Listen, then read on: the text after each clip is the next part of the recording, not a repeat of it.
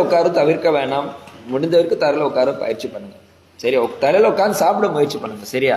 அதுதான் நம்ம தரையில் உட்காந்து சாப்பிட்டாதான் உங்களுக்கு நல்ல ஜீரணம் ஆகும் நீங்க சாப்பிட்ற உணவு. ஓகே, இப்போ பார்ப்போம். இப்போ நீங்க உங்க சமமா உங்க தொடை தரையில் உட்காரபடி ஒரு பயிற்சி இருக்கு. அது பேர் தித்திலி ஆசனா. சரியா?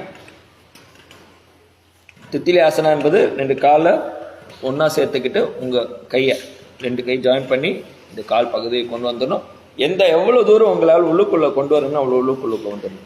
பட்டாம்பூச்சி எப்படி பண்ணும் அது மாதிரி ரெக்கையை இது பண்ற மாதிரி காலை இது பண்ணிக்கணும். சரியா? ரெக்கையை பண்ணிட்டு ஒரு ஸ்ட்ரெச், முடிஞ்ச வரைக்கும் ஸ்ட்ரெச், உங்களால் எவ்வளோ ஸ்ட்ரெச் பண்ண முடியுமோ அவ்வளோ ஸ்ட்ரெச்.